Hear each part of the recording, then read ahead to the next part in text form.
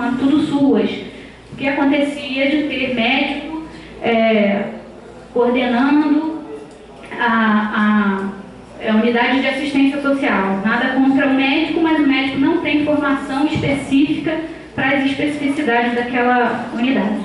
Então, se for um CRAS de menor porte, 2 profissionais de nível superior e 2 profissionais de nível médio. Se for um de médio porte, 3 profissionais de nível superior e 3 de nível médio. E para os de até 5.000 famílias referenciadas, 4 de nível superior e 4 de nível médio. Reparem que em todas elas tem, no mínimo, assistentes sociais e psicólogos.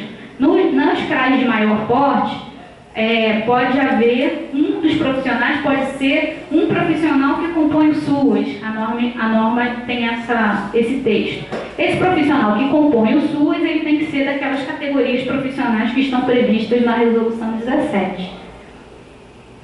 Nos CREAs, já entra a figura do advogado, um profissional que não existe nos CRAs, e tem também, entre os profissionais de nível médio, um profissional que a NOB deixou exclusivo para as ações de abordagem social. A gente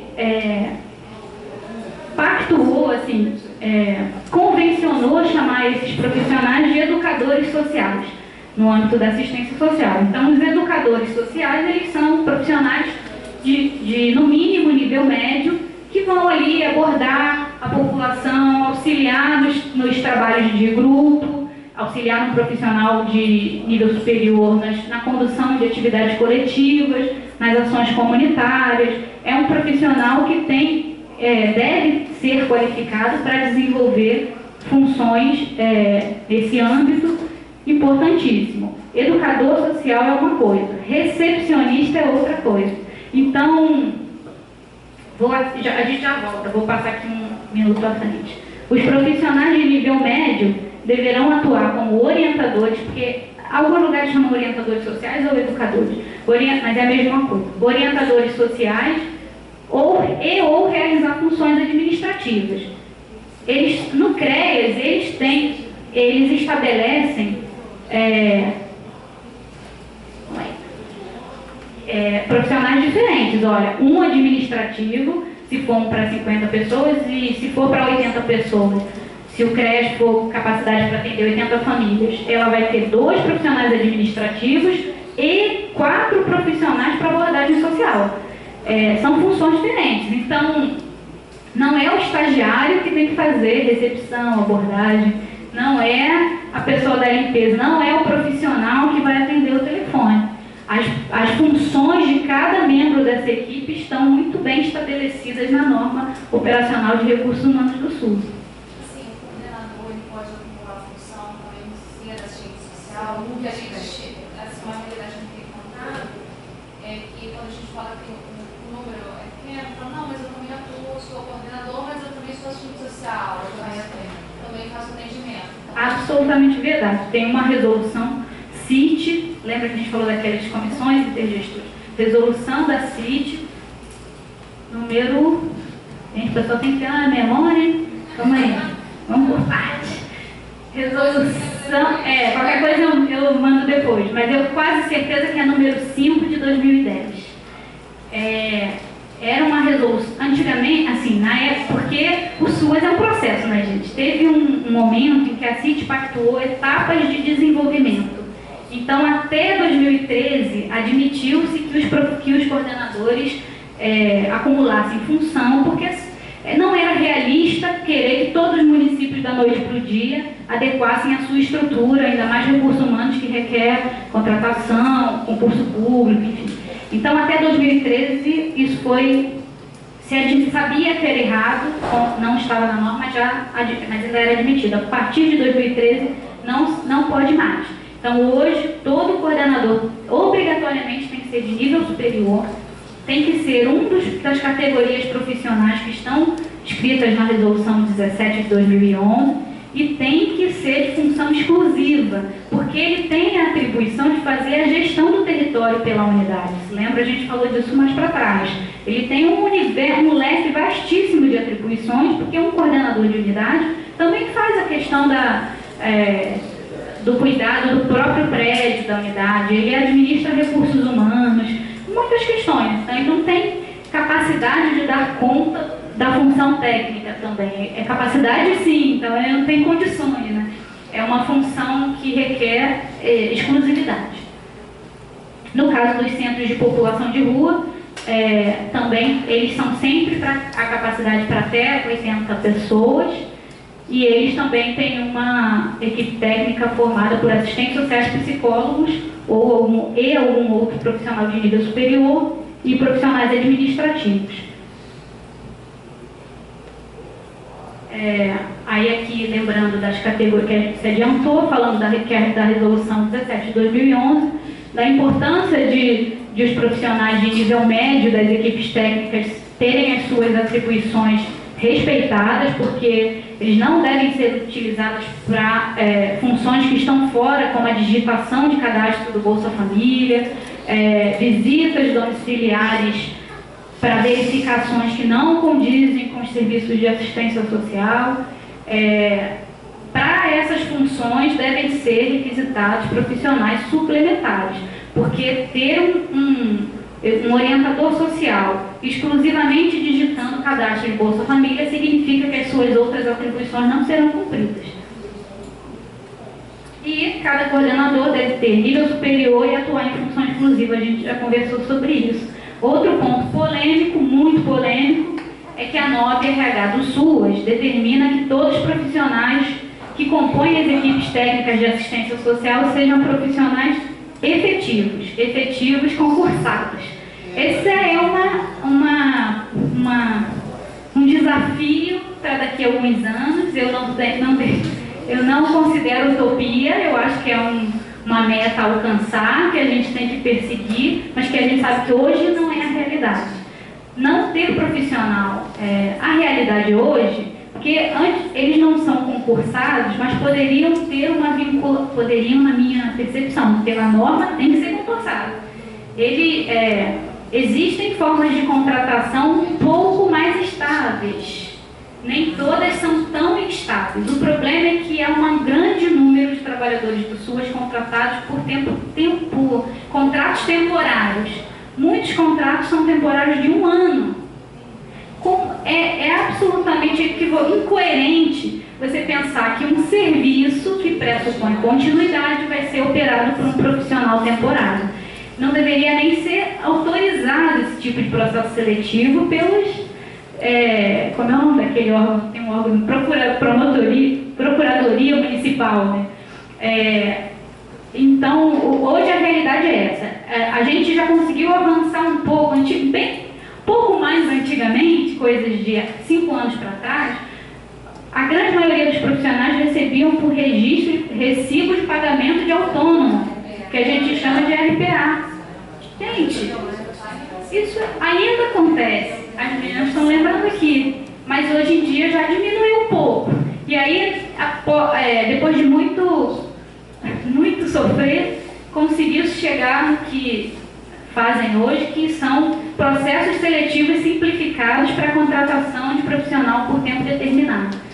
Continua infringindo a norma, tem que ser profissional efetivo. A lógica de funcionamento do SUAS, que a gente já conversou aqui para trás, pressupõe profissional efetivo, senão as coisas não acontecem, né? É uma política que trabalha com o acúmulo, assim, com o progresso, né? Então você vai trabalhando, compondo, articulando, fazendo fluxo. Aí você tem uma equipe toda temporária, aquela equipe acaba o contrato, a equipe inteira sai, entra uma equipe nova, que não conhece o território, talvez conheça a política, né, se for qualificado, que nem sempre também é o caso. Às vezes é um profissional que ainda não teve relação com a assistência social, mas o cara não conhece o território, a área de abrangência, o município, e aí tudo se passinho para trás, tudo tem que recomeçar.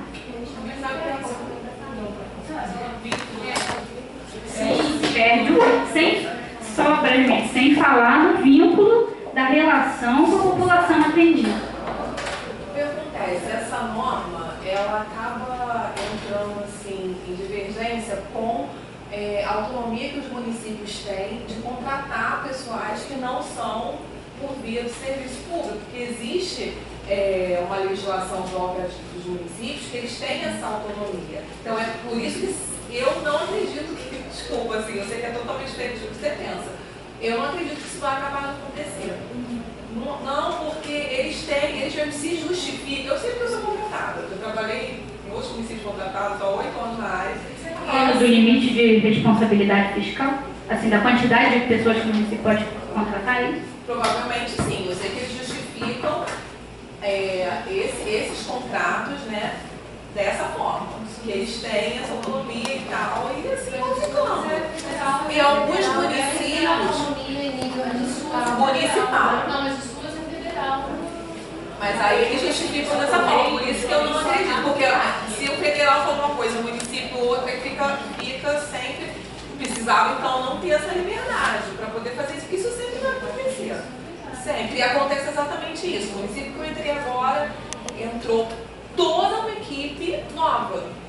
Entendeu? Saiu todos os produtos. Não tem um para contar a história, a não ser os pontuais que ficaram lá, enfim. E até que toda a equipe, né, consiga.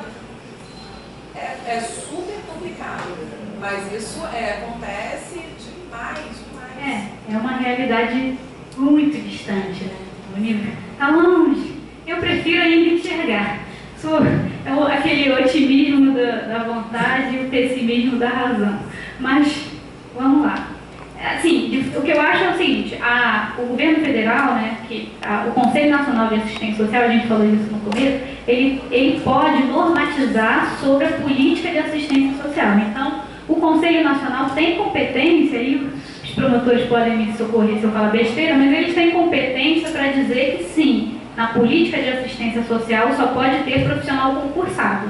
Então, o município, os concursados, vejam bem, gente, a equipe técnica, o profissional que atua nos serviços gerais, o funcionário administrativo lá da secretaria, o pessoal que trabalha no estoque, o vigia, o motorista, o ideal, na minha concepção, os profissionais todos os trabalhadores deveriam ter vínculos estáveis. Mas a gente sabe que o que a norma está determinando é que as equipes técnicas sejam compostas por profissionais efetivos. O fato de existir uma lei municipal significa que é uma lei válida, uma lei compatível com a Constituição. A Constituição, no artigo 37, estabelece quais são os critérios para você ter uma contratação de prazo determinado, excepcionalidade de interesse público. Então, eu acho que essa lei municipal é compatível com a Constituição Pública. Então, isso que eu estou falando. Há uma divergência, a gente só não sabe como isso se resolve. Como que faz, né, para de fato eles não poderem fazer isso? Porque é o que eles fazem e cada vez mais está se fazendo. O município do Rio não, pelo menos na Secretaria de Assistência do Rio de Janeiro, as assistências sociais são concursadas. Há outros municípios? Não, há pouquíssimos, né? Porque eu já consigo dizer. Há uma equipe mista, Alguns sim, alguns são mistas. Esse que eu estou agora não tem mista, é só contrato. Inclusive, esse gestor pode estar até incorrendo com propriedade administrativa. De estar aberto, assim, com possibilidade assim. Forte. Não, a gente vem trazer um pouco na prática, entendeu? Eu venho isso, eu estou trazendo até porque é o que é. Assim, infelizmente, a existência de uma lei, muito infelizmente, no Brasil, a existência de uma lei ainda não tem sido suficiente para ela se efetivar como direito. O direito é uma construção, né?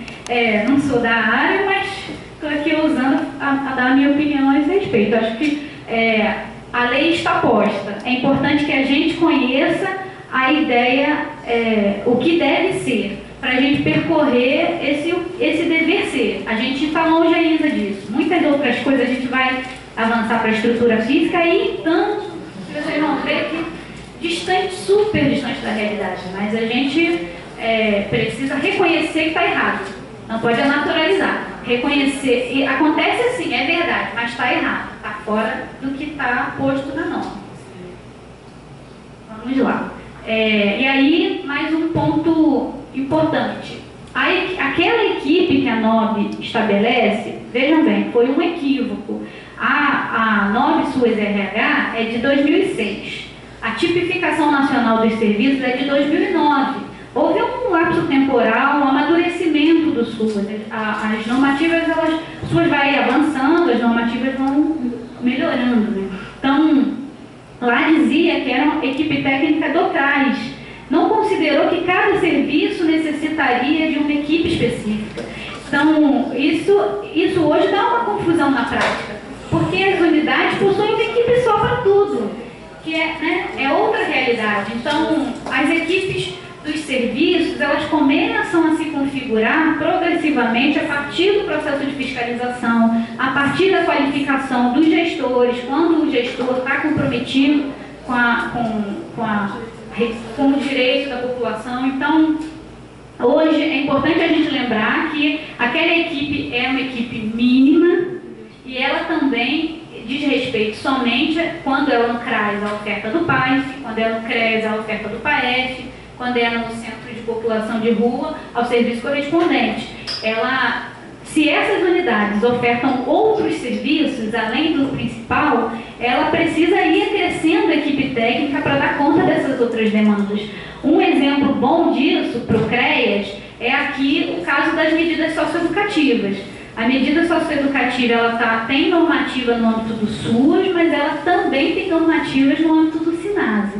E aí precisa olhar para as duas normas. O que está posto hoje tem um caderno, não sei se vocês sabem, é recente, saiu no início de 2017, se não me engano, um caderno de orientações técnicas para a oferta do serviço de proteção aos adolescentes e cumprimento de medida socioeducativa. Lá está dito o seguinte: deve haver uma equipe específica para acompanhar os adolescentes que estão em cumprimento de medida, sempre que o número de adolescentes atendidos for maior que 10. Se tem até 10 adolescentes em cumprimento de medida socioeducativa sendo atendido no CREAS, talvez a equipe do PAEF consegue dar conta desse acompanhamento. Passou de 10, precisa de uma equipe específica. E aí a gente vai lá para o Conselho Nacional dos Direitos da Criança e do Adolescente normatizou essa equipe específica, dizendo que deve ter um técnico de nível superior para atender cada 20 adolescentes em cumprimento de medida socioeducativa. Esse exemplo aqui é todos os outros serviços têm questões mais específicas que não dá tempo de a gente adentrar um a um aqui, mas só para dizer que a equipe da 9, que a 9 RH prevê, é a equipe dos serviços de referência. Os serviços complementares, como é o caso do serviço de medida socioeducativa, tem uma normatização específica, uma regulamentação específica. A gente tem que ter olhos toda vez que for avaliar aquele serviço, né? Outro ponto é aqui de dizer que deve haver equipe específica para as unidades de acolhimento. Não é raro, embora sejam espaços físicos diferentes, está lá o CREAS, está lá o abrigo. Não é assistente social do CREAS que atende no abrigo. Assistente social o PAEF, o serviço PAEF, tem a obrigação de acompanhar as famílias que têm um membro da família institucionalizado, por exemplo, num serviço de acolhimento, ou um adolescente em uma unidade de internação, por exemplo. Essa é a obrigação da equipe do CREAS acompanhar as famílias.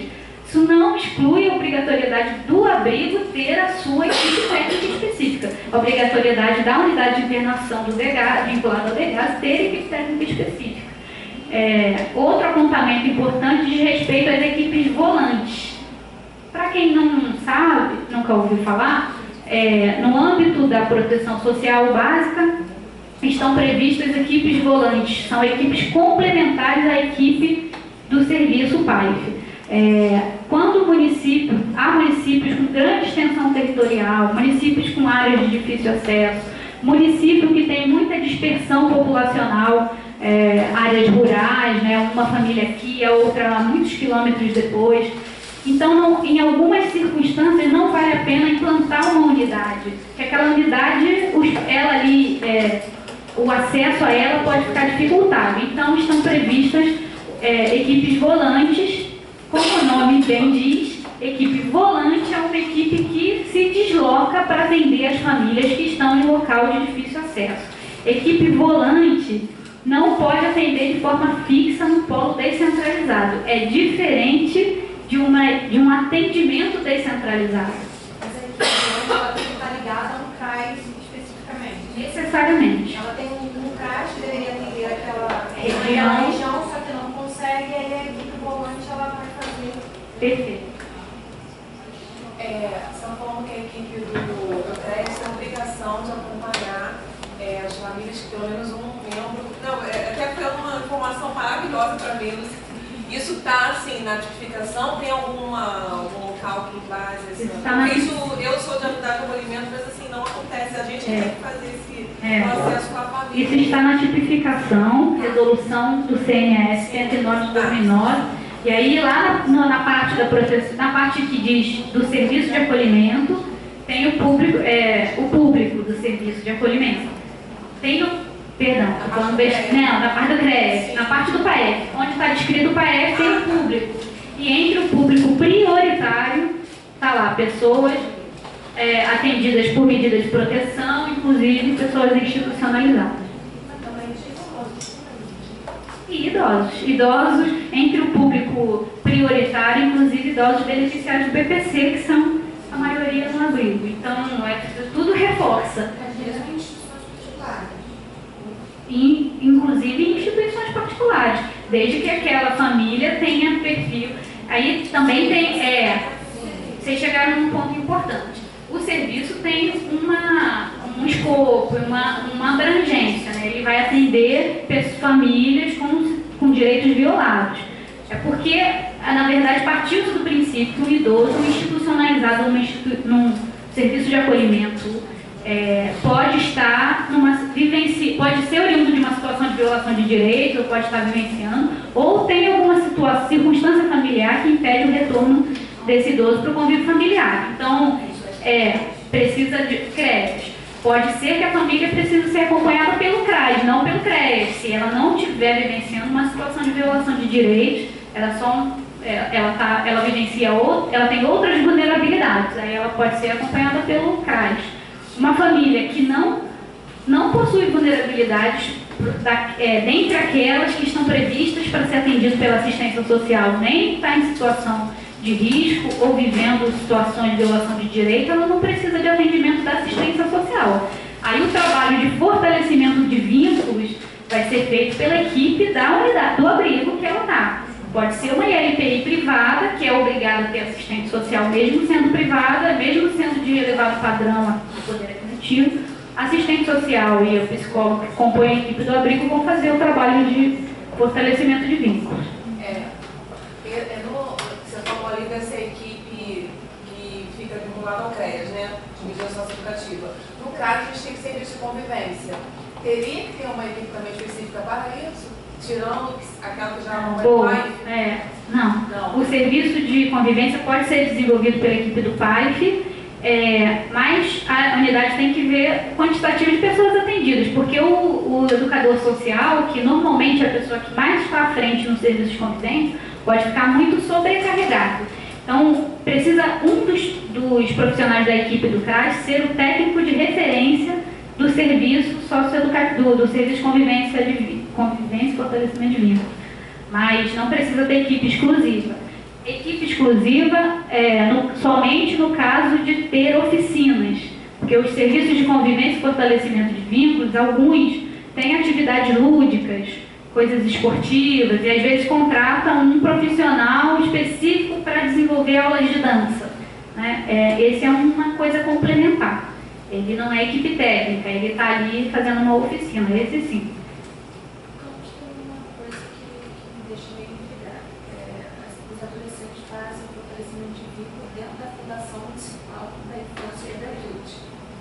Não dentro do CRES. O certo deveria ser dentro do CRES. Não necessariamente. Não. O serviço de convivência, e aí um ponto importante de dizer, o PAIF só pode ser ofertado no CRAS, o PAEF só pode ser ofertado no CREAS, e o serviço de referência do Centro Pop são do Centro Pop. E os serviços complementares, eles podem ser desenvolvidos em outras unidades. mas eles são referenciados ao CREAS. Isso significa que é a equipe do PAEF que tem que coordenar o serviço de convivência. Não é, senão o adolescente não está fazendo um serviço vinculado a uma unidade de assistência. Ele está na Beatriz Gama, lá não sei o nome, na Fundação da Infância, fazendo outra ação. Então a equipe do CREAS tem que estar coordenando isso. Coordenando. Toda normativa, toda regra, toda diretriz tem que ser dada pela equipe do CRAS, não pela equipe da unidade. Não pela equipe da unidade. O serviço de convivência, a intenção é que ganhe capilaridade, alcance as pessoas mais perto de onde elas estão. Então é importante que o serviço de convivência seja desenvolvido nos territórios, porque o serviço de convivência pressupõe uma frequência de funcionamento. Então, o adolescente vai para a atividade 3 vezes por semana. Se a atividade acontecer muito longe da casa dele, dificulta essa participação. Então, é importante que aconteça, pode ser de forma descentralizada. Aí usa a parceria com espaços comunitários, essas associações, escolas, espaços, até postos de saúde. Mas não pode perder a referência de que aquilo é um serviço de assistência que é desenvolvido por uma equipe vinculada ao CRAS, porque senão vira uma atividade qualquer, uma aula de dança que acontece dentro da escola. O serviço de convivência não é isso. Vou avançar para a gente até falar a respeito. Não, depois. Ninguém está dormindo, né, gente? É grande. Alguém tem? 4h20, vamos correr, para dar tempo. Esse é um ponto também que é muito longe da realidade. A realidade está muito distante do que diz. As unidades de referência devem funcionar ininterruptamente por 8 horas. Ou seja, lá em Resende, isso está posto em diversas resoluções, na resolução 109, principalmente. Então, foi o que a gente falou. O Conselho Nacional fez uma norma para assistência social. O município não pode desdizer a partir da sua realidade municipal. Então, precisa funcionar por 8 horas no mínimo e 5 dias por semana. Então, ele tem que funcionar, pode ser de segunda a sexta, mas poderia ser, por exemplo, de terça a sábado, se a realidade do município demonstrar que é importante abrir no sábado. Então, porque na prática, como é uma estrutura pública, acaba ficando de segunda a sexta, mas 8 horas. Ela não pode ir ininterrupto, porque não pode parar para almoço, fechar nas férias, fazer recesso de Natal. Tem que funcionar o tempo inteiro, com equipe completa. Vocês viram, eu estou dizendo assim, se é distante de acontecer, porque um CREAS de um município de menor porte, tem lá um CRAS de referência para até 2.500 famílias. Vocês viram, não sei se vocês vão lembrar, ele tem que ter 4 profissionais, no mínimo. 2 de nível superior, 2 de nível médio. Todo tempo que funcionar, tem que ter os 2 profissionais de equipe, os de nível superior, lá presentes. Porque se um for fazer busca ativa, visita domiciliar, atendimento descentralizado, reunião de rede, reunião com o gestor, alguém tem que ficar na unidade para atender a demanda que se apresenta para a unidade. Essa não é a realidade. O que acontece, os municípios contratam por carga horária reduzida e fazem plantão. Então, a cada dia fica, às vezes, tem unidades que ficam sem nenhum profissional de nível superior. E aí fica parecendo que isso é normal. Quando a gente encontra a UPA sem médico, sai no jornal, né? Da RJTV, aquela coisa. Quando o CRAS está sem assistente social, sem psicólogo, é normal, não acontece nada, está errado, não é normal. Tem que ter equipe técnica funcionando, tem que ter sempre gente para atender. No CREAS, é obrigatório o atendimento imediato. A pessoa chegou, tem que ser atendida, não pode agendar atendimento para dali a 3 semanas, quando eu vou fazer uma acolhida em grupo. Proibido, não pode. Atendimento imediato. Pensem, vamos pensar o porquê. A mulher, vítima de violência, está numa condição, passando por todos os conflitos do denuncio ou não denuncio. Aquela mulher, um dia, ciente de coragem, resolve procurar o CREAS para uma orientação. Quando ela chega lá, alguém diz assim, hoje a assistente social não está não, volta semana que vem. Vai voltar? Não vai. Perdeu aquele usuário. A gente não sabe o desdobramento dessa situação. Morreu na semana que vem. Então, o atendimento no CREAS, que trabalha com alta complexidade, tem que ser imediato.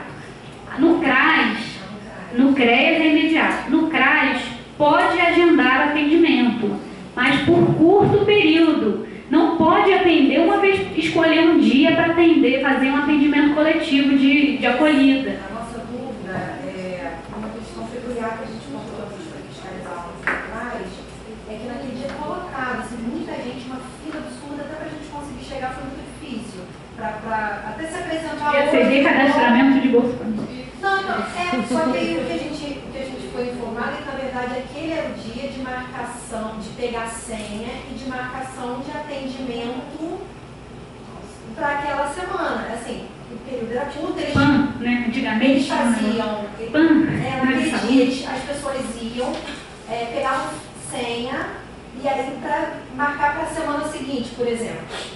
Foi a única vez que a gente pegou isso, mas a gente até se surpreendeu que realmente o CRAS estava muito cheio. Fila de gente, criança com bebê. A princípio, para a gente, equipe técnica de fiscalização é um indicativo imenso de que essa é uma rede sobrecarregada, né? de falta de cobertura. É sempre importante essa sinalização para o promotor de justiça.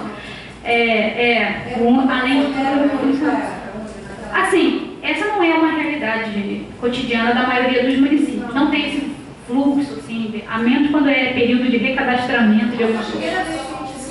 Já pegou uma situação? Que era esse pouco da tarde, aí por volta de 4 horas, a equipe já chegou assim, tinha uma varanda, acabou, estava bem colocado, acabou, fecha os portões, já acabou, porque ele está aqui dentro vai ser atendido.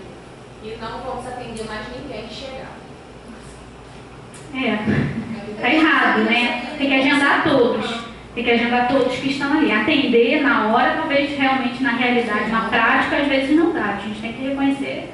Mas agendar para perto. No CRAS, pode agendar atendimento. Uma semana, não era um período longo, não. Uma semana. E no CRAS, muitas equipes optam por fazer um acolhimento coletivo, que é receber todo mundo para dar uma orientação do que é o CRAS, como funciona, quais serviços tem ali. Tudo bem se fizer isso, mas precisa ter um filtro, assim, no mínimo um profissional que consiga identificar se aquela é uma demanda urgente, porque às vezes é a mesma mulher vítima de violência que não sabia que existia um CRES, procurou ficar e era uma situação urgente. Então tem que ter um atendimento breve, de triagem, que seja, né? Eu não gosto desse nome, mas para identificar a situação, se percebendo que vai demandar mais tempo, pode agendar, não pode recusar atendimento. Presenciou, até mesmo para a gente fazer o relatório, a gente ficou assim, a gente não sabia se podia ou não, até porque foi a primeira vez que a gente visualizou essa questão na nossa região. É possível, porque era por uma semana. Pode. É possível. Para uma semana. Tem gente que faz isso, escolhe um dia no mês, isso não pode. Uma vez por semana, pode. Agora, se é uma frequência dessa unidade, se é frequência fazer isso, não pode. Aí se ela tem... frequência, toda segunda-feira, e aí a gente descobriu que então, toda segunda-feira a gente não tem como fiscalizar aquele CRAS. Não, hoje é segunda-feira, não, hoje não dá pra gente fiscalizar, que a gente sabe que é o dia que tá cheio. Então toda segunda-feira eles marcavam, eles juntavam todo mundo para marcar para outra semana. Né? Então toda segunda-feira estava sempre lotado, e nos outros dias ia mais devagar, porque era desse pouco que estava agendado. Será que... aí tem que pensar, eu não vou arriscar dizer aqui, porque pensar as estratégias. Tem que ver, será que esse atendimento precisa ser feito? Não, a pessoa tem que ir lá só para dar o nome, tem um telefone para a pessoa agendar um atendimento. Não tem ali atendimento, tem que ver se algum caso mais específico seria atendido. Né? Outra coisa... A gente não conseguiu falar com ninguém. A gente também marcou para outra semana. A gente também precisou voltar em outra ocasião. Não tinha ninguém para ficar com não pode. Nesse caso tem que ser também difícil que essa localidade certamente precisa de ampliar a cobertura. Ali está...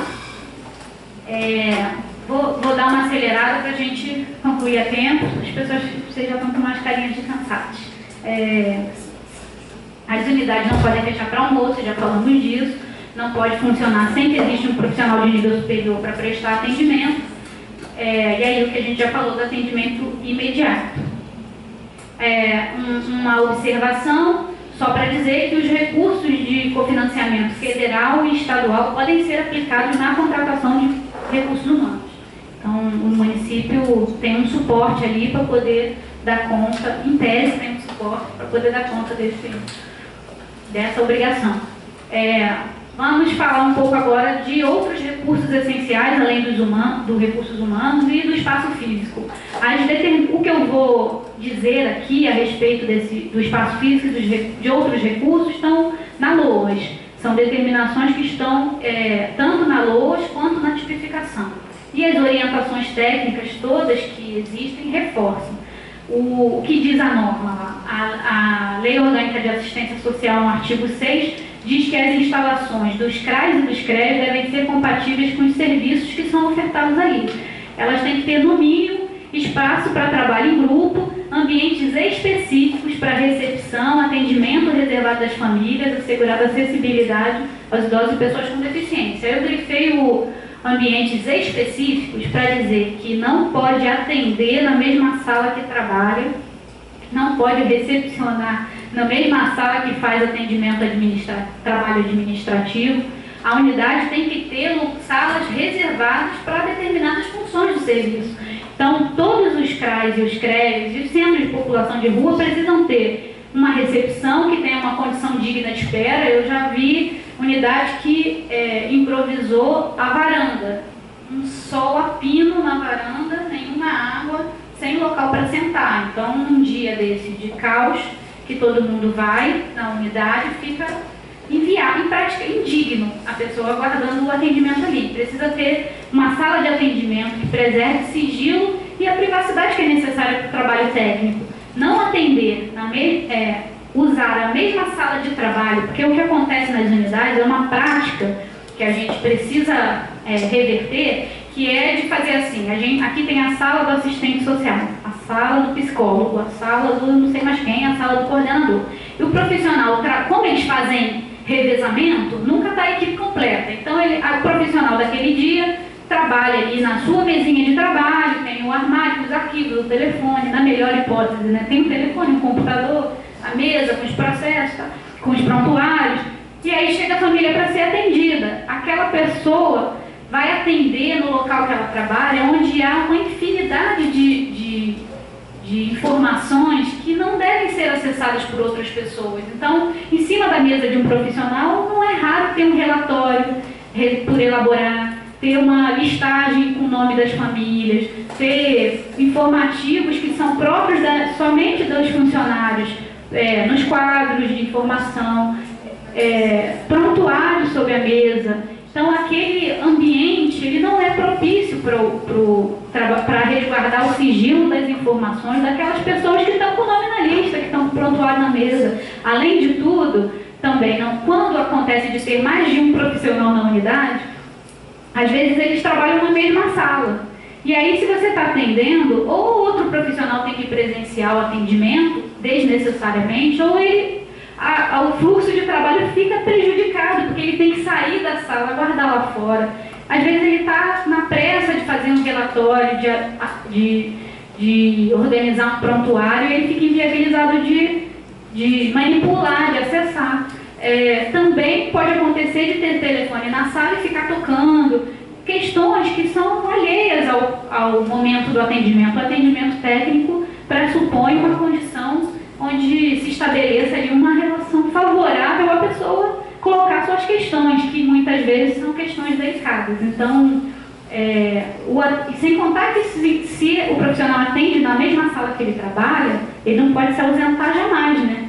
Se acontecer alguma coisa, passou mal, tem que ir no banheiro, alguém me chamou lá fora, não pode, não tem como deixar aquela família por um instante ali, nem se for para sair para buscar um copo d'água para a pessoa atendida. Então, altamente inviável. Não, fora essa observação aqui, né, ambientes específicos, não há uma vedação explícita nas normas e nas orientações técnicas escrito assim, rasgadamente, não pode atender na sala que trabalha.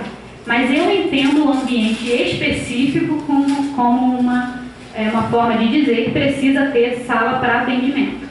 E é absolutamente impensável que uma unidade de referência de assistência social não possua um lugar adequado para fazer atendimento técnico. É como ter uma unidade de saúde que não tem lugar para examinar. Então, não vem ao caso. Todas precisam ter também espaço para fazer atividades coletivas e comunitárias. A gente viu lá atrás que isso é uma das atividades que compõem os serviços.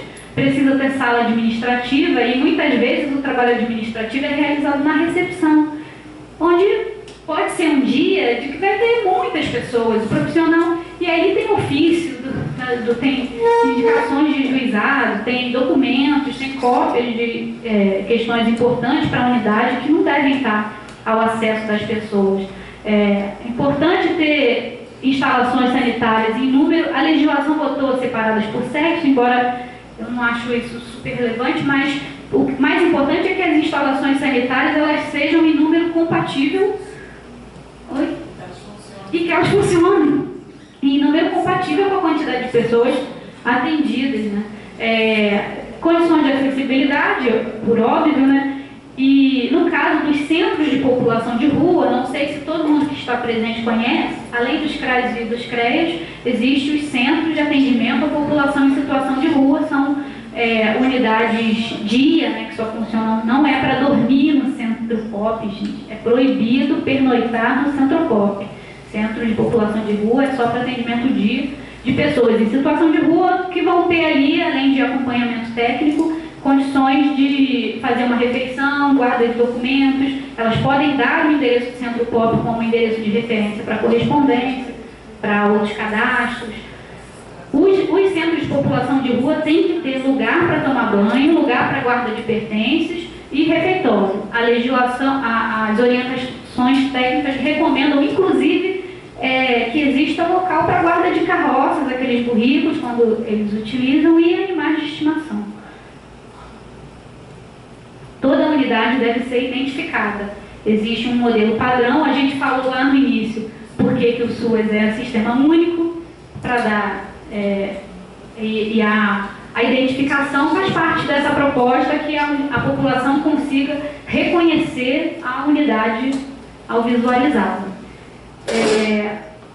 Já falamos aqui do que não pode acumular nos espaços físicos, e eu vou chamar a atenção também para a guarda de prontuários. Os prontuários são registros para acesso exclusivo da equipe técnica. Outras pessoas e outros profissionais, inclusive de nível médio, não podem acessar os registros técnicos que são sigilosos. Então, são de uso exclusivo dos profissionais, dos profissionais de nível superior. A guarda dos prontuários tem que acontecer num local que preserve a privacidade daquelas informações. Não pode botar prontuário no corredor, na recepção, na sala administrativa. Então, o ideal é que exista um local mais reservado, onde a equipe técnica acesse para guardar os prontuários. E a legislação prevê também algumas proibições. Unidades de referência de assistência social, elas não podem funcionar em imóvel compartilhado com associações comunitárias, ONGs, com outras estruturas administrativas, como Secretaria de Saúde, escolas. Um CRAS não pode ser um anexo de uma escola, não pode funcionar nos fundos do posto de saúde, de uma igreja, nem se fala, de instituições religiosas, né, de modo geral. Então, esse compartilhamento é proibido, não é assim, recomendação, tem norma, legislação, diz que não pode compartilhar, tem que ter um espaço físico exclusivo.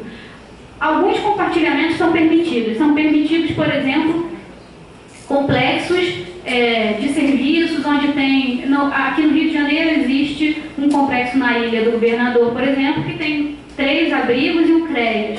Elas ocupam o mesmo terreno, mas cada uma tem uma entrada independente. Isso é permitido. Cada unidade se compartilhar.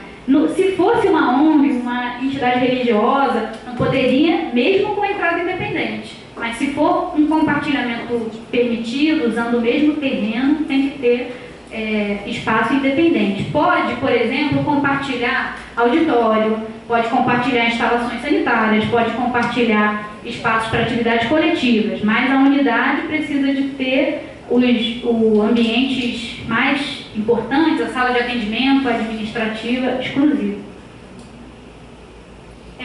Dos recursos essenciais, claro, ela tem que estar devidamente equipada para o seu funcionamento, né? Tem que ter os recursos mínimos para que o trabalho aconteça, e aí dizer, inclusive, que pode ser, os profissionais do SUAS podem acionar o seu conselho profissional, porque tanto o Conselho de Psicologia quanto o Conselho de Serviço Social têm resoluções que dizem que o profissional tem direito a ter condições de trabalho condignas com o desenvolvimento da função que ele exerce. Então, o próprio profissional pode acionar o gestor e dizer, olha, você está aqui infringindo essa legislação, mas no âmbito do SUAS também diz que tem que ter computador, inclusive para o uso dos técnicos, porque às vezes só tem um computador que fica na sala da coordenação.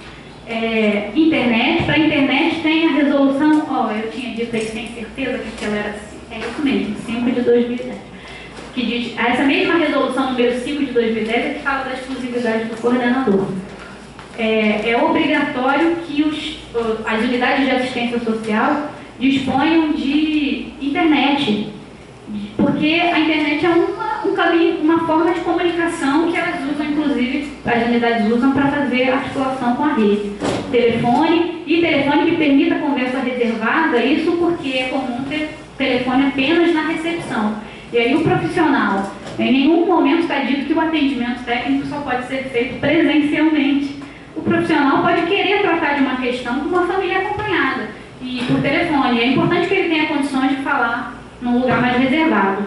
E o principal é o veículo.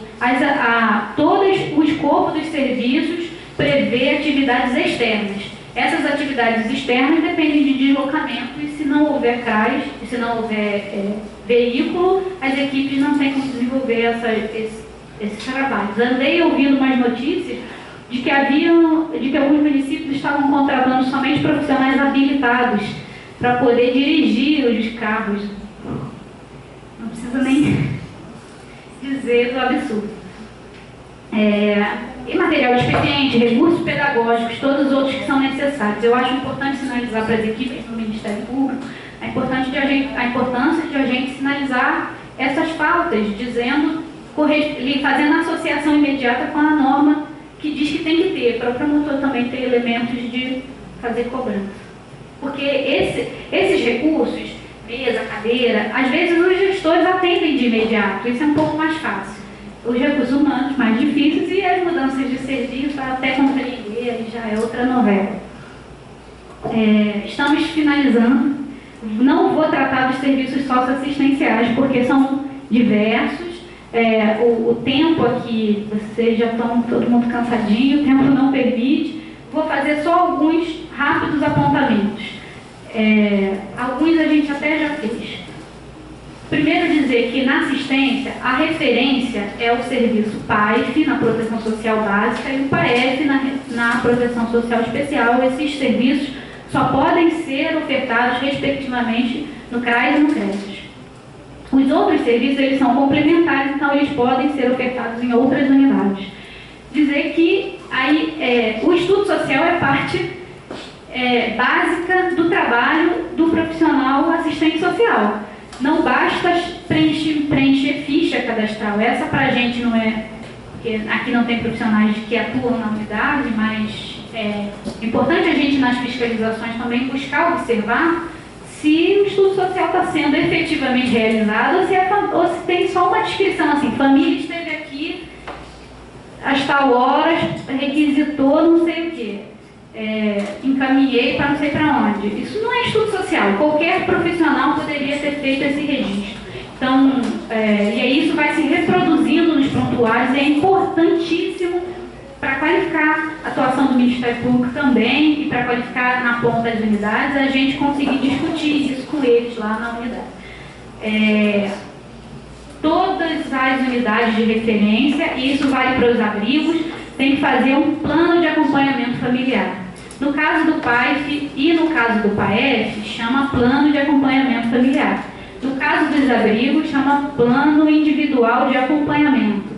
Então, cada família, cada idoso atendido, cada criança atendida precisa de um planejamento personalizado do atendimento que será direcionado àquela situação que ele apresenta. A gente falou aqui do processo de acompanhamento familiar, né? Pelo menos 4 vezes ao ano, voltar a ter contato com a família. E é muito importante a gente orientar as equipes e quem atua diretamente com os usuários lembrar disso, de que os prontuários eles devem ter registro do prosseguimento previsto no atendimento, porque a gente às vezes pega um prontuário aparentemente desatualizado de 2014, aí o último registro, o prontuário, é importante que se diga, ele é para registrar o histórico da assistência que foi prestada àquela família, ou aquele idoso no caso do abrigo. Se a gente deixa de manter um registro constante, aquele histórico de atenção se perde, né? É como se você não tivesse mais. Você pode não ser mais o técnico de referência daquela família e aí o histórico se perde. E às vezes alguém coloca assim, recadastramento Bolsa Família 2014. Nunca mais. Eu não sei se aquele prontuário era para ser arquivado, se aquela família se mudou, se aquela não é uma família atendida, se tinha outras demandas ou não. No caso dos abrigos, às vezes aparece assim, sei lá, recebeu, vou fazer um caso qualquer hipotético, recebeu visita do familiar no dia X. O dia X era 11 de setembro de 2014. E depois nunca mais tem um registro técnico. Assim. É importante que, ou o registro técnico é muito evasivo, assim, é importante que a cada atendimento, além de registrar a circunstância do atendimento feito, se coloque, se aponte a perspectiva de acompanhamento futuro. Pelo menos você dizer assim, programado o retorno para dali a 3 meses, mesmo se for longo, assim, né? Porque isso dá o status do acompanhamento. Aparece a resolução 109 que a gente sinalizou, a tipificação, ela aparece mais ou menos assim. É uma listona de atividades, né, que são estratégias interventivas que devem compor aquele serviço. Eu reproduzi todas aqui, mas marquei em vermelho as que eu acho importantes, que frequentemente não são feitas. A fiscalização, o processo de fiscalização tem demonstrado que no PAIF quase nunca acontecem grupos de famílias, o processo de acompanhamento familiar não é efetivo, são atendimentos pontuais, não é acompanhamento familiar. Não ocorrem atividades externas, fora da unidade. Atividades comunitárias são aquelas que são para além das famílias atendidas. Então, para quem mora na região, palestras ampliadas, campanhas socioeducativas. Os CRAs não têm se envolvido com o conhecimento do território, os prontuários nem sempre existem, então atende, mas não tem registro do atendimento e não existe buscativa. Talvez porque não existe cargo, mas é uma atividade obrigatória. Tudo isso que está aqui são estratégias interventivas obrigatórias no âmbito do PAIF. Se são obrigatórias, podem ser cobradas pelas equipes de fiscalização, pelos conselhos de acompanhamento das políticas também. A mesma coisa no PAEF. Então, no PAEF tem lá a construção do plano individual e familiar de atendimento, estratégia de mobilização, estímulo ao convívio familiar e grupal. Os CREAs sempre argumentam que eles não precisam fazer atividades coletivas, nem atividades de mobilização comunitária, porque isso é com os CRAs. Não é verdade. A perspectiva de fazer trabalho preventivo, o caráter proativo e preventivo é do SUAS, de todas as unidades do SUAS, não só da proteção social básica. É certo que a proteção social básica deverá fazer isso com muito mais ênfase, mas o CREAS, se o CREAS identifica que determinado território tem grande incidência de violência doméstica, é importante que ele faça uma campanha comunitária, um evento de combate e prevenção à violência doméstica naquela região onde ocorre aquela incidência de violação de direitos. Então, é também atribuição do CREAS fazer mobilização, trabalho grupal e acompanhamento familiar. Outro equívoco é o que a colega, esqueci seu nome, a Flávia sinalizou lá em Resende, Flávia, desculpa usar o exemplo, mas já que foi posto, é segmentar o PAEF, que é um serviço de acompanhamento à família, às situações atendidas. Então, o PAEF não é um serviço para atender violação, aí acaba havendo ou segmenta, ou fragmenta por segmento populacional, e aí tem atendimento, fulano só atende idoso, fulano só atende mulher vítima de violência, fulano só atende criança. Ou segmenta por atividade, fragmenta por atividades, fulano só atende atendimento socioeducativo, fulano só atende...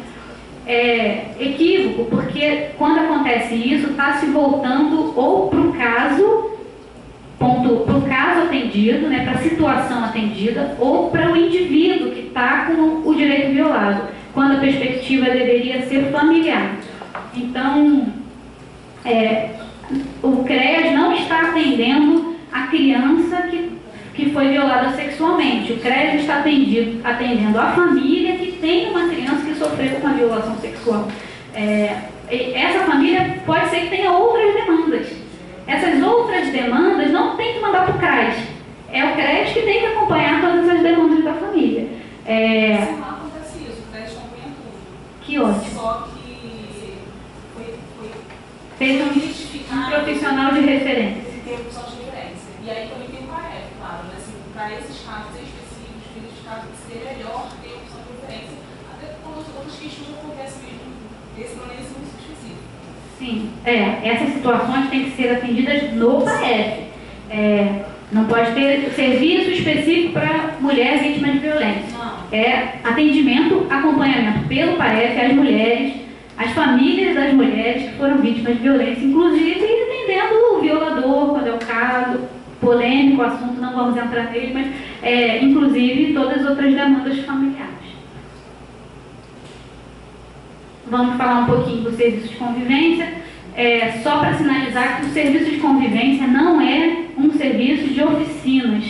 Ele não é a oferta de oficinas recreativas, lúdicas, tal. O serviço de convivência são intervenções socioassistenciais que se valem de oficinas para abordar as pessoas com uma forma de intervenção que é mais próxima da sua idade, da sua realidade, do seu ciclo de desenvolvimento. Então, abordar as questões de violência com crianças pequenas pode exigir uma abordagem diferente do que tratar de violência com idosos. Então, por isso, admite-se que aconteçam jogos, brincadeiras, aulas de dança, aula de capoeira, judô, mas não é um serviço que oferece aula de judô. A gente fala, CRAS, o que acontece aqui? Aí o CRAS fala, não, aqui tem judô, balé, sapateado, o judô, o balé, o sapateado deveria ser pela Secretaria de Esporte e Lazer, se for o caso, né? O que acontece ali tem que ser um serviço socioassistencial que tem temas específicos a serem tratados, todo um planejamento metodológico para tratar assuntos sobre a temática socioeducativa. Pode se valer de oficinas para uma abordagem mais específica. Outra coisa é que precisa ter frequência semanal, e isso vale para o serviço de atendimento socioeducativo, cumprimento de medidas socioeducativas.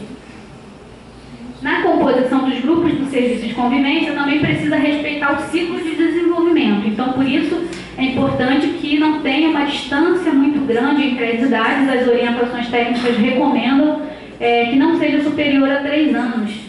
Para adultos e idosos, não há essa questão, mas para crianças e adolescentes, porque tratar de sexualidade com uma criança de 12 anos é bastante diferente de tratar de uma criança de sexualidade com um adolescente de 16. Então, quando tem nessas idades uma faixa de idade muito grande, prejudica a abordagem. O serviço de convivência deve contemplar atividades que envolvam também as famílias. O nome do serviço é Serviço de Convivência e Fortalecimento de Vínculos. E aí, as unidades acabam atendendo somente a faixa etária atendida. ela existe para fazer com que a faixa etária atendida lide melhor com a questão da participação social, né, que ela conviva com a comunidade, com a sociedade como um todo, mas também para fortalecer o convívio dela com a sua própria família.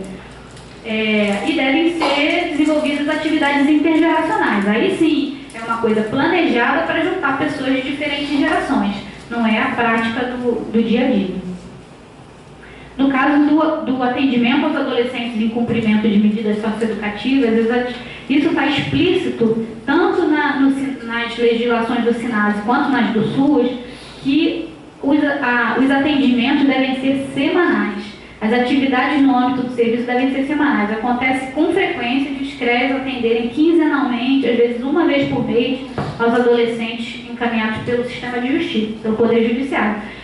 Não é correto. Eu não estou dizendo que tem que atender tecnicamente toda semana. Tem que ter o contato técnico com o adolescente, pelo menos semanal. E por isso que é importante diversificar as abordagens de intervenção.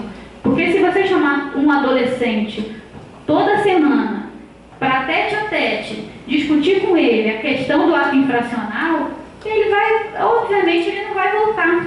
E aí fica aquela equipe louca nas áreas de risco, procurando o adolescente, não encontra para trazer ele de volta para poder cumprir a medida. Precisa diversificar as abordagens e fazer trabalho em grupo, tem as dificuldades de trabalhar com facções, né, crianças, adolescentes. Claro, é óbvio, e por isso as reuniões de equipe são muito importantes, inclusive entre equipes de diferentes municípios, porque para pensar abordagens. Tem que tem a inserção deles em outros serviços. Se o adolescente está inserido no serviço de convivência junto com outros adolescentes, se o CREA vai fazer uma campanha, ele pode participar da campanha. É importante envolver o adolescente em outras. Estou falando no universo claro, aqui no ideal, eu sei da dificuldade que envolve esse processo, mas tudo isso, o que a gente não pode assim. Então, como é difícil, eu só vou, quando ele vier, a gente atende ele. Não, tem que buscar estratégias para conseguir dar conta de fazer um contato semanal, porque é essa regularidade na atenção que garante, que faz com que o trabalho consiga ter alguma efetividade.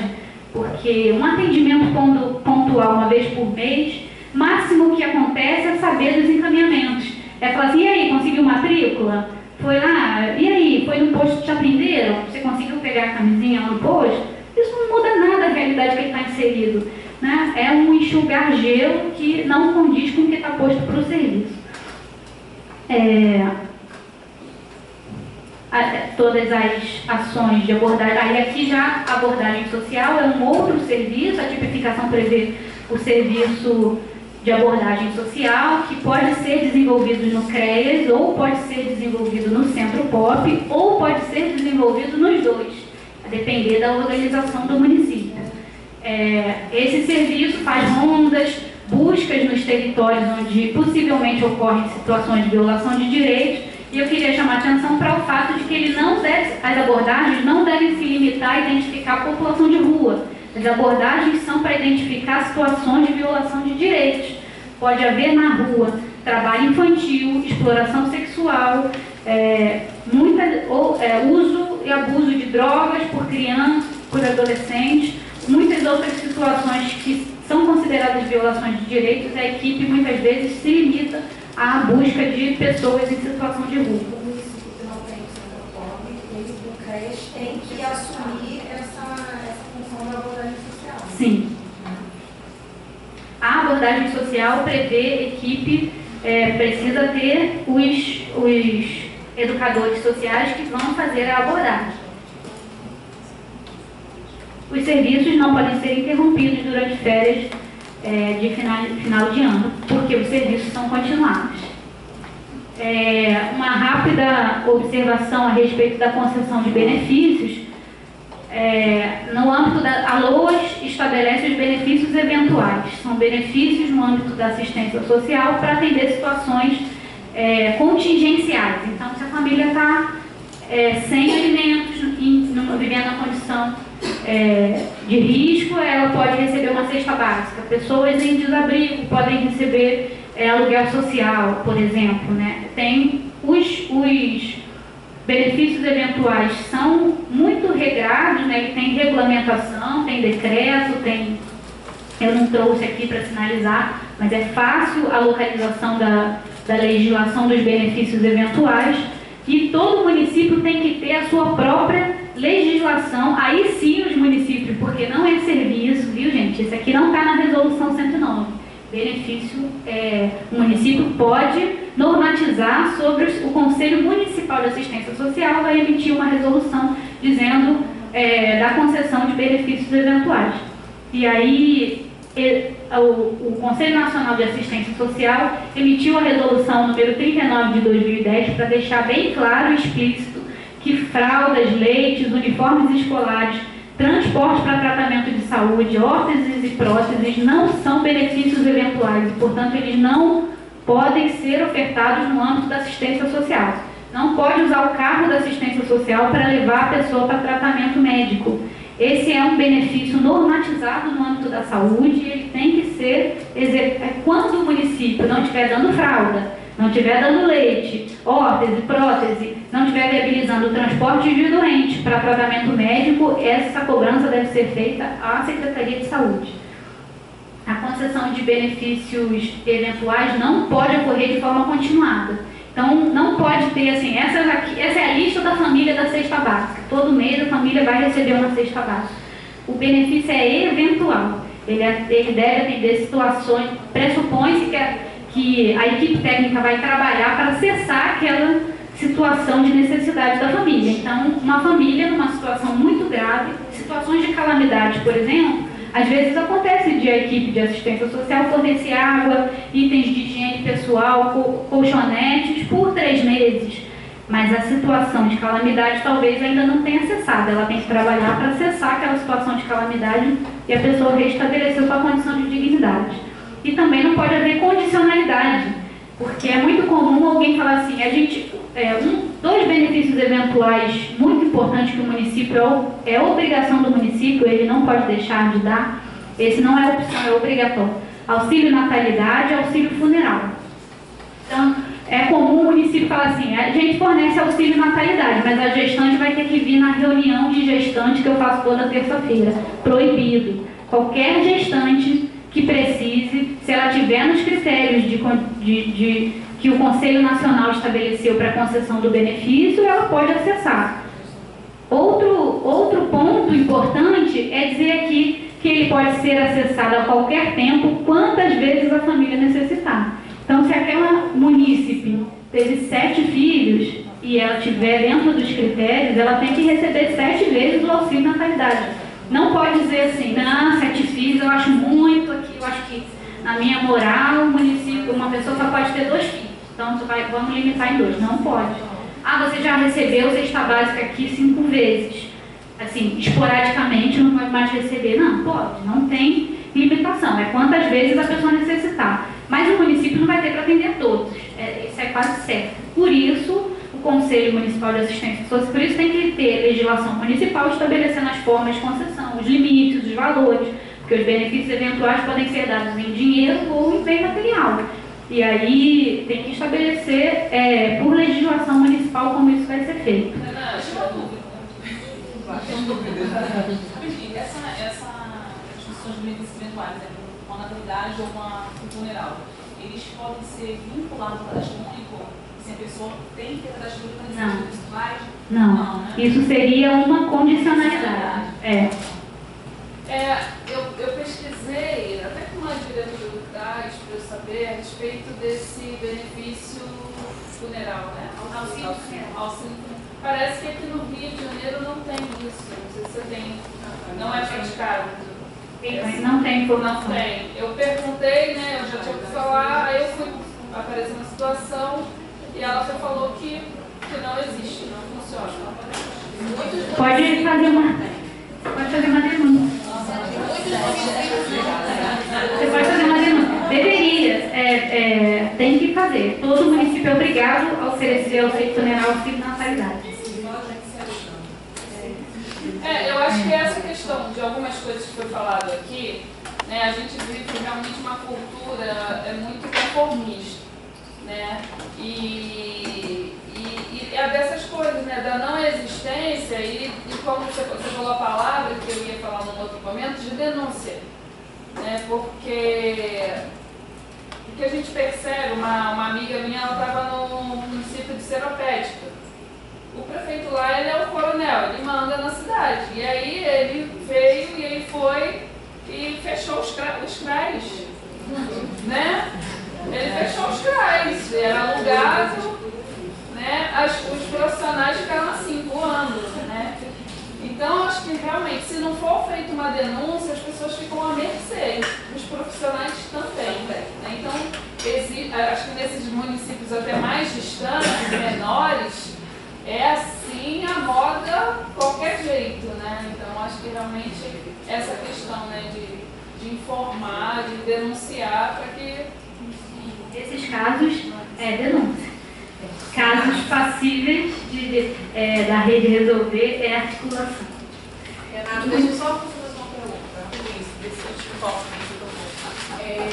com relação às unidades de acolhimento, eu fiquei agora com isso na cabeça do transporte para atendimento médico, tratamento, enfim. E, no caso, os transportes da assistência não deveriam fazer isso. Não, se for o carro da unidade... Não, é da assistência. Não deveria. Não, os carros da assistência devem atender aos abrigos. Mas para essa, porque ela praticamente só atende lá para essa finalidade. Para essa finalidade, deveria ter um carro da saúde. Se for exclusivamente para levar para tratamento de saúde. Acontece muito isso nos municípios que fazem tratamento no INCA, as pessoas fora do município, né? No caso do Rio de Janeiro, eu sei, não sei, é o seu obrigação? Não. No caso do Rio de Janeiro, por exemplo, acontece no carro da assistência, mas alguns abrigos têm carros próprios, né? É diferente a prova. É o que deveria ter. Senão, o encaminhamento, o transporte tem que ser feito por carro da Secretaria de Saúde. Econando, inclusive, que tem o carro. Sim, mas aí o Não, para... Não, vocês viram antes, o veículo é obrigatório para todas as unidades de assistência social, inclusive a de acolhimento. Queria agradecer, muito obrigada por terem ouvido até agora, sei que foi longa. Estou disponível nesse e-mail, quem quiser trocar informações. E não sei se mais alguém tem alguma dúvida. Muito obrigada.